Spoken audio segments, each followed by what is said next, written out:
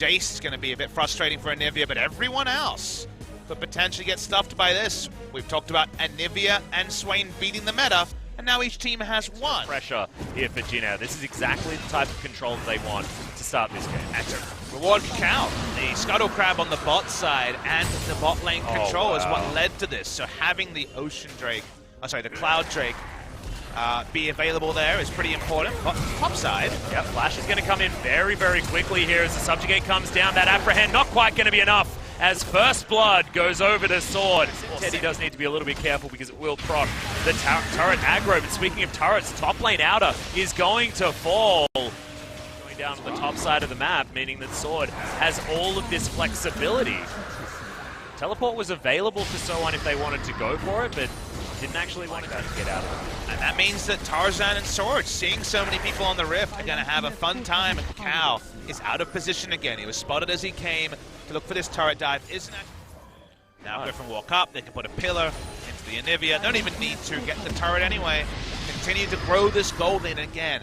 And almost come guys home. Alright, third Drake in the game. Yeah, we're going to get a Cannon Barrage this time around, though, as Viper's going to throw that one in there. A lot of damage already being done here. He got it! Jin Air as the steal comes in from Tarzan, and now the fight is going to break out in earnest.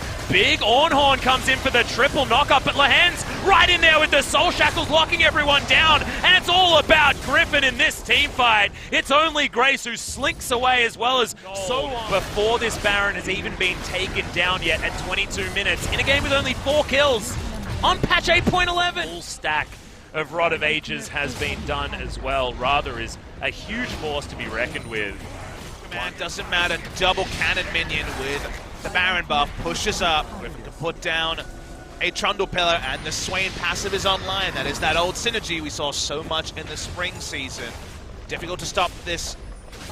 Turret's just rolling down. Jace soloing one in mid, 4 members in bot lane. Great lane assignment as another Crypt Barrel goes wide. With the minion waves getting cleared out very trivially by the game. Yeah, very, very quickly as you've got the Force Lightning coming in from Rather as well, who's going to help get rid of those minions, and these cannons just sitting here mowing down the inhibitor turret. Base broken now on the bottom side as Tarzan's even able to get some auto attacks. Ornhorn comes in, but Rather right in there with the Zhonya's. So1 has to get the hell out of Shock Blast. Would have spelt his death, and now Rather just looks impossible to kill, buying so much space for them to take down these inhibitors. So1 takes a lot as the Demonic Ascension pops. And Griffin, they're looking like they even want to end the game here at 25 minutes. Almost a perfect game here for Griffin. What can Jin Air do? Yeah, absolutely stunning performance. One Nexus turret remains as Teddy. He's going to be the focus, gets a lot of his health back as Cacao. Survives for a surprisingly long time, but that's going to be that. It's only Lahen's that is going to fall. The only kill that Jin Air were afforded this game is Griffin's steamroller. And it actually clear. Jin Air may not know the answer to that question until they see all of Griffin's picks as well. We already saw SKT flexing Faker into the bot lane. Sure. Just evening out. We've got Tarzan once again to come in here and take a very early dragon this time. Remember, first dragon did go over to the side of Jin Air, so Chovy comes in with the Paddle Star. And there's the Flash Pillar as well on top of Grace, trying to get out of the way, but the Trouble Bubble lands, and that's going to spell death and First Blood for Griffin. They made it. Portal Jump just going to get Chovy in there for some harass, and that's just going to guarantee the outer turret. It's going to be Umpty and So1 just giving up.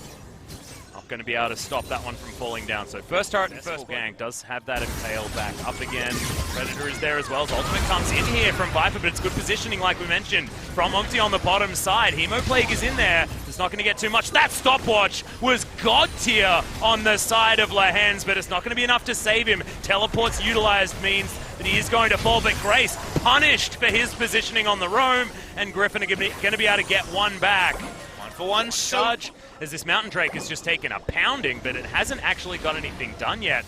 Weaver's Wall comes in as the binding's going to land, and now the Ornhorn from Sword is going to sound, and Chovy grabs the dragon somehow. Jin Air now in trouble as they've already lost their jungler. Grace is going to be gray screen, alive for a second, and then back into that death chamber yet again. It's a disaster for the Taliyah. They lose 3, and Griffin, you can never doubt. Take down the kills. They don't even lose that outer bot lane turret that had free target acquisition from Shelly. Now the gold lead from Griffin is eerily similar, or no is difficult. Seems like a lot of the changes were direct nerfs to Jin Air. Speaking of nerfs to Jin Air. Well, it is going to be Sword getting a really nice knock up here as Umpty's taking a lot of damage. Chovy, he's going to turn up just in time as well as the Brambleback is in trouble. But Soan very aggressive, and that is going to be Tarzan being taken down. His job is to run at the Talia. That's basically what his job is. Where Irelia shines, we already mentioned that against 80 carries, he squishes though, Atlas. That's an interesting question in 2018 summer. Maybe King Zone because they won Spring.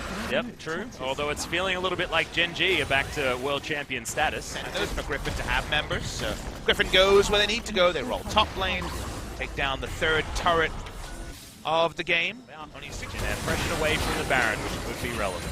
There's now Viper, he's going to flash forward, lands the ult, as well as Grace is in trouble. He's going to get stunned and just ripped apart. Viper grabs it, and Umpty, not by Umpty as well. We talked about flanks, here's one. Yeah, Teddy's trying to get in there. He actually flashes on top, gets a lot of damage, and immediately pops Tarzan. Great fight to be started off here as Chovy looking for Grace, but he's separated from the team. Weaver's Wall is going to get dismantled now as Soan looking for Sword stopwatch. Very, very late, and he's going to be taken out as well. Teddy grabs 2 in this fight, and he could be the late game carry that Jin Air were looking for. Teddy's super play is usually just 80 carry mechanics, but on the Vladimir shows the sort of flank that we've seen so many other 80 carries struggle with. Really, really big play for the side of Jin Air, spares both areas and goes. This was awesome by Teddy, and now another team fight. Yep, Umpty taking a lot of damage. Gonna get the wild growth, but it's not enough as the ultimate comes out from Viper. He now wants to try and get the work done, but he goes down to the Guardian Angel. Here's the flash from Lehens just to get on top with the Soul Shackles. He'll get stunned, he'll get destroyed by Viper as well. And Teddy now has to look on in horror easily over to Griffin, and it's just a stopwatch that Lehens had to use to stop himself from going down to that one. Not had some good shields on his Orianna, I think, that one time, maybe. Ah, yes, the shield max Orianna. Man comes in, Sword, not going to be seismically shoved. But also zone with the Ornhorn, but they'll hold on to it. Yep, they don't even need to utilize it here as this inhibitor should just get brute forced by Griffin. Eddie off to the side, Lehens has been landing the clutch Dark Bindings that they need. That is going to secure. But unfortunately, when it comes to a team game, it's not as big, and now Teddy might be full. Yep, Ornhorn comes in, perfect timing there, but Teddy is going to be able to flash to get out of the way of the knockup.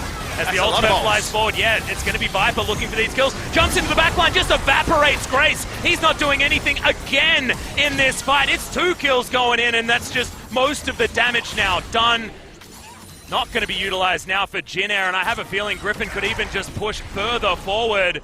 Umpty not going to find the fracture, and they're actually zoning Jin Air away from their own base. They're trying to bring in a minion wave and zone away Jin Air, and you're right. Why not just go for the finish? Yep, first Nexus turret now under fire. Lehens just by himself. Soul Shackles is going to be utilized just to stop them from getting this work done. And so on. Didn't offer any damage back, and yeah, we're not having a look at the Nexus falling, which is the important one. 50 gold goes over to Chovy, who remains unkillable on the zone.